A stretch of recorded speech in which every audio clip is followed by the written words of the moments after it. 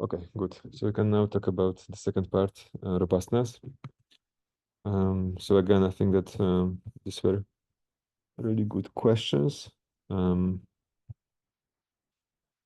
So I think most of you really ask again very detailed questions. So we can just go through general question.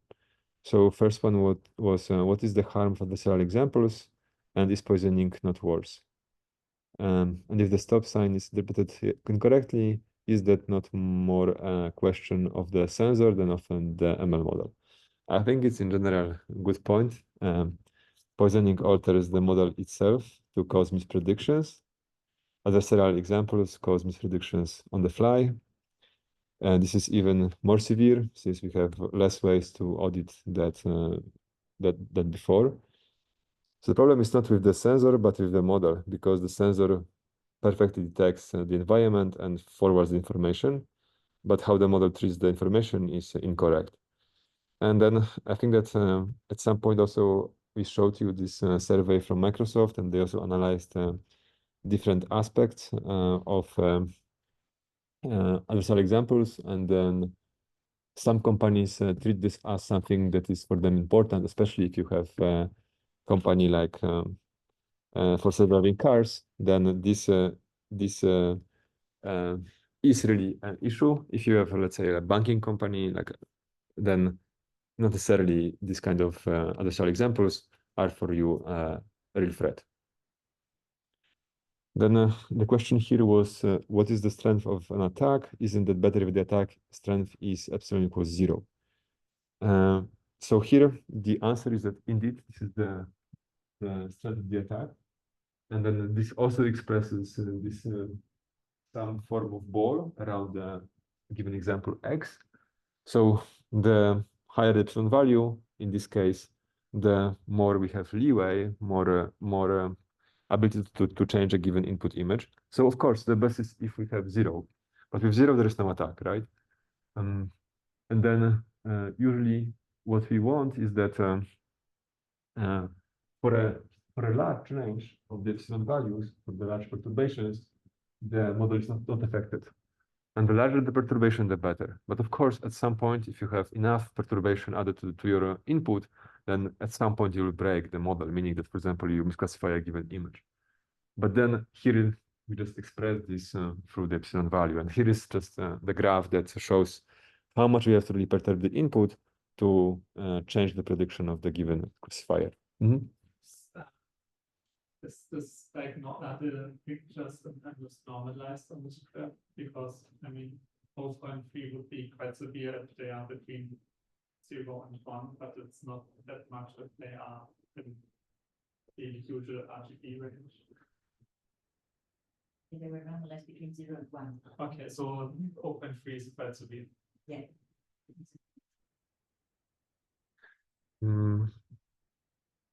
Yeah, also actually image is very simple data set. So I think even big perturbation is still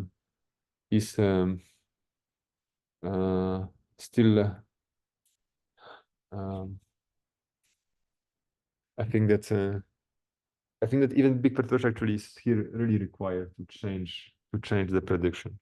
So I think it's easy to train quite robust classifier for MNIST. Okay. Okay. There was the question, is there a rule of thumb to know how much more parameters you need for a model to learn a robust decision boundary? So here, there is no rule of thumb. And then also it really depends on what's your data set used for training. So there are many parameters really to consider. So of course, conceptually, the models with higher learning capacity can have more complex decision boundaries. So here we express that through this like third point, right? That if we have this more complex decision boundary, then potentially we can have more robust classifier. Maybe what I can add here is that if you, for example, train something with transformers, they were actually shown to be more robust than CNNs. It's also just not only the architecture, but also the fact that you can really like train much bigger models with transformers. And then there was question that Father considered misclassification. So the question was, there was no mention about specific misclassification, meaning the adversary wants to get a specific misclassified label from the model. Is it also possible with the same technique as the Simba attack?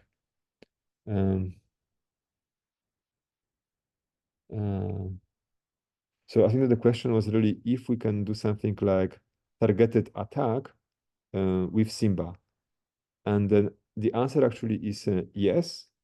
So it's very, I think also easy is that, so what's happening in Simba attack is that you randomly choose a pixel and then you check if with this pixel, the probability of the target class increases. If it does, then you change the pixel as you at the beginning did that. If the probability of the class that you target is not changed, then you don't modify this pixel. And you can also do this kind of iteratively. In general, if you want to have targeted attack, it's more costly than having just any misclassification. But this can be also done very easily with the Simba attack. There are adversaries define decision boundaries by like just brute force pixels or like the more they get closer to it, the more they can like get a good confidence score, like you mentioned. I meant to ask like just mentioning regarding if they start with a particular pixel and get a good confidence score. Yeah. You ideally decide that there's a like decision boundary.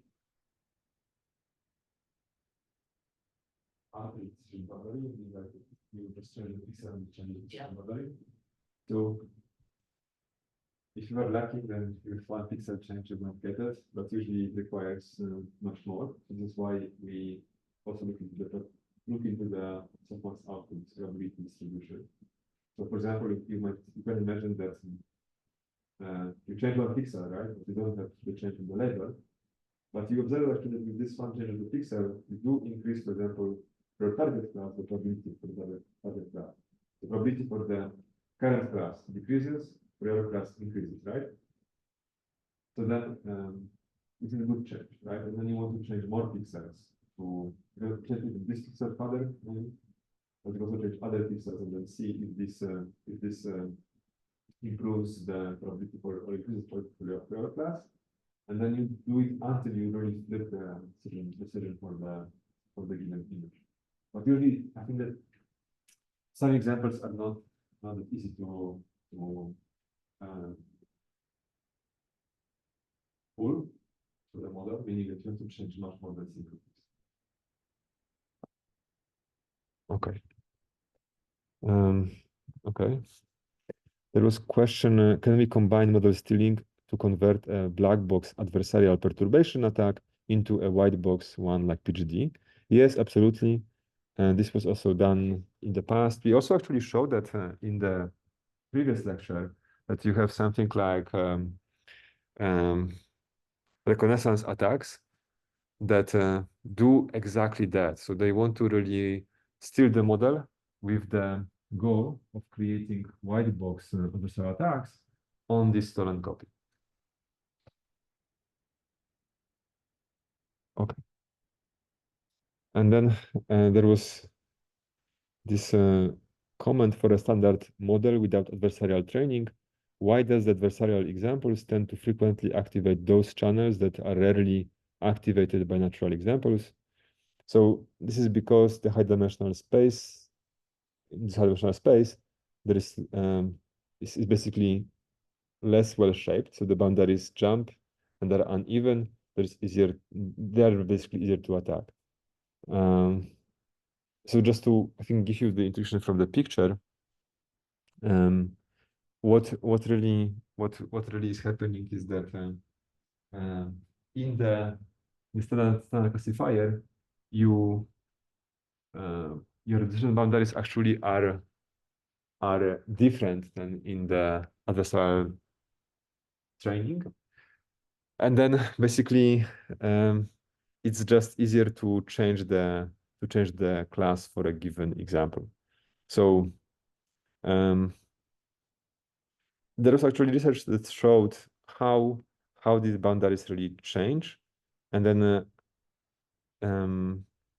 ultimately the goal is that with the robust classifiers, you want to have smaller output change or smaller even like activations within the network for a small input change.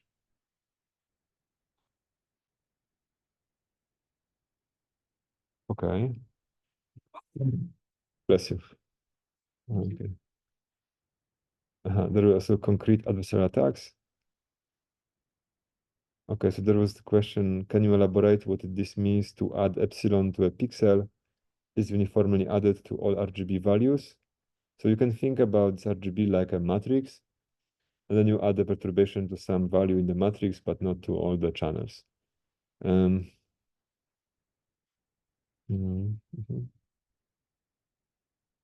Okay, I think that's just simple attack like Simba. So I think the point here is that we really want to attack the model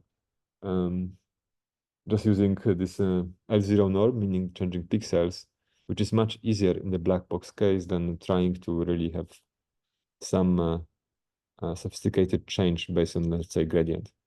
So this, I think, is an attack that is powerful because you can really use that to attack any black box API. What is S in a beam equation and the projection perturbation? So actually, S was to express this was actually expressing the maximum perturbation that you can add to the input X.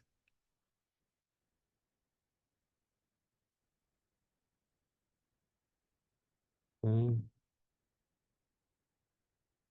Questions and defenses. Do any guaranteed defenses exist for adversarial attacks? Yes, actually, we talk about that during the lecture. So one of them actually is based on the Gaussian noise. So what was happening was that Gaussian noise was added to a given input, and then many times, and then we chose as the final output the majority vote from these many perturbations. So this is one way how to certify the robustness. And to give you intuition, so what's really happening is that if you perturb the image with Gaussian noise, even with high epsilon value, usually the network is robust such perturbations and still returns the correct answer. However, if you perturb this same image with this specific perturbations, like it's actually adversarial, then you can easily change the decision boundary. And then there was a really long research regarding why there exists in the first place these adversarial examples. And then the concept is that you can think that in classifiers, you might have something like this very narrow cones with boundaries, and then so this attacker just tries to leverage this cone to find, okay, where I should move easily the cone to change the label. However, if you then are in this cone with this new perturbed image, if you just perturb this image again with Gaussian noise, you might go out from this specific cone and go to the previous correct area for a given class. So then intuition is that if you add Gaussian noise many times to a given image, then most time this image lands in the correct area, and then by majority voting, you might recover the correct label. Is it clear?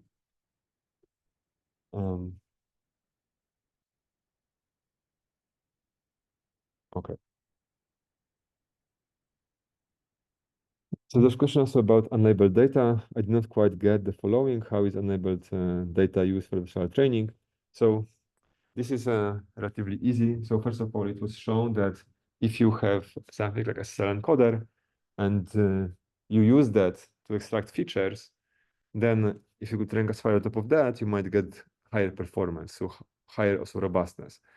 And why is that? Because SSL actually, for example, provides you more robust features, meaning that you train, as we discussed today, that you train on much more data. You have also very strong augmentations, and then this makes your model much less vulnerable to these small perturbations. So if you use a high quality encoder trained on enormous amount of data, and you just on top of that fine-tune classifier, it usually is much more robust than just doing standard classification. You can also think about that as semi-supervised learning. So we also talk about mix match. So you can leverage something like mix match that you have some labeled data, some unlabeled data, and then through this semi-supervised learning, you might find pseudo labels for unlabeled data. So then you basically train on much more data by having very few labels. So I think in this case, actually, what was really used was this semi-supervised learning. So you have to actually recall the lecture that actually we talk about mix match. And we talk about mix match for attacking supervised learning. So this is the same concept, like supervised learning or having this supervised learning beforehand, before you are classified on top of the SSL encoder. And my question was, why should we give proportionally more weight to the unlabeled data during the adversarial training if we have 10 times more unlabeled data? So this was also done experimentally. So people who work on this more robust encoders, more robust models for unlabeled data, they also tried many different ratios, and they found actually that this one works the best. So this is also based on a lot of experimentation. Okay. And then the question was, how large can we choose epsilon? So if we have small epsilon, decision boundaries can be preserved. If it's too large epsilon, we cannot correctly predict anymore. So,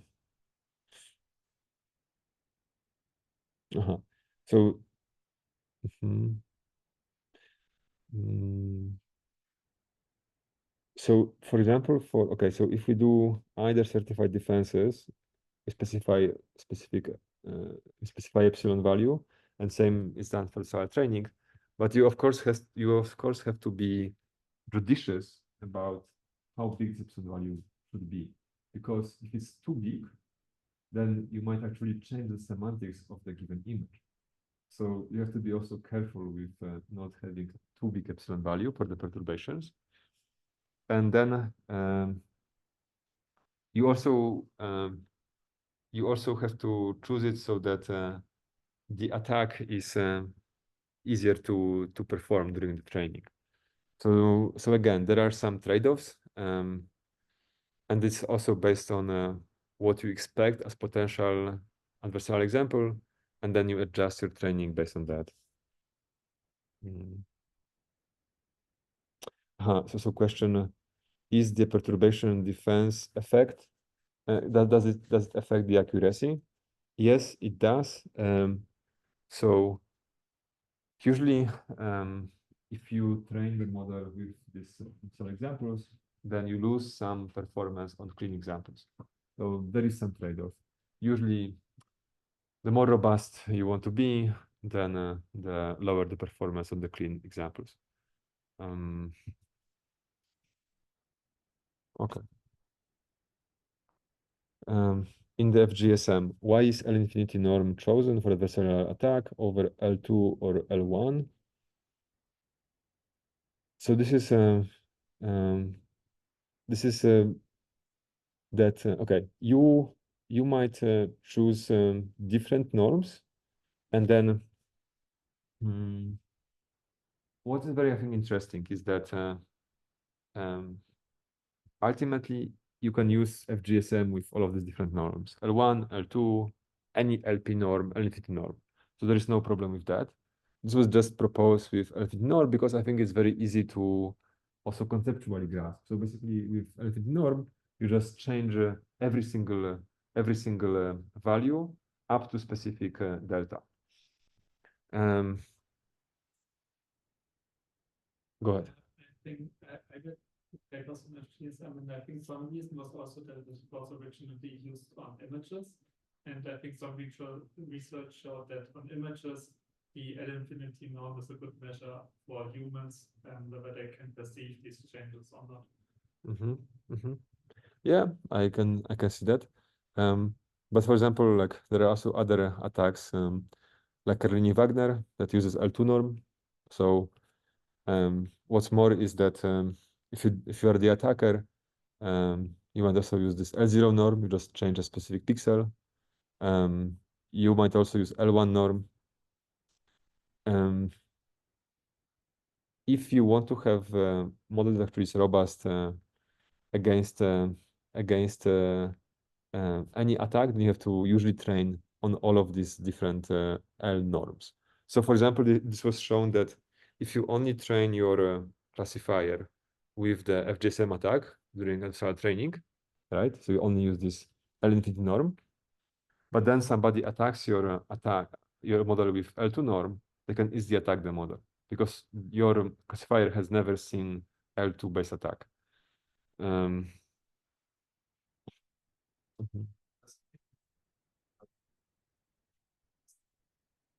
Yes, yes.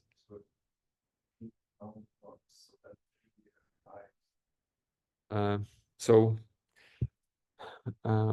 this paper that I mentioned, they trained on L1, L2, and L infinity norm, and then they showed that this became more robust. They haven't tried like beyond these norms any attack.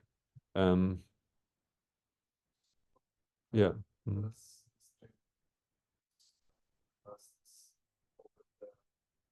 So say we have L1 norm, Mhm. like adversarial against L1 norm. Yeah. And you have set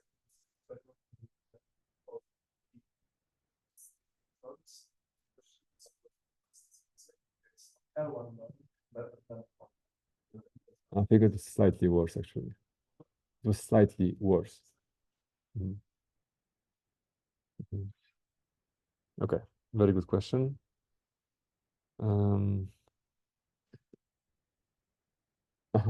So question in FGSM, white box attack, what is the benefit of randomization step, R plus FGSM, when the attacker can directly loop it instead of using beam? How much it enhances with randomization when compared to attacks without it? So actually, this is from the paper. So they introduced this simple yet powerful single-step attack that applies a small random perturbation to escape the non-smooth vicinity of the data point before linearizing the model's loss. While seemingly weaker than the fast gradient sign method of Goodfellow, which is FGSM, our attack significantly outperforms it for a same perturbation norm for models trained with or without adversarial training. So I also tested these things, and basically you obtain big boost in attack success rate if you just do this random perturbation at the very beginning in the first step. And it's not only for for FGSM, it's the same story for PGD. So just doing this perturbation at the very beginning, random perturbation, it just helps dramatically to improve the performance of the attack. Okay, I think that's probably all for this part of the lecture. Any questions regarding robustness? Any more questions?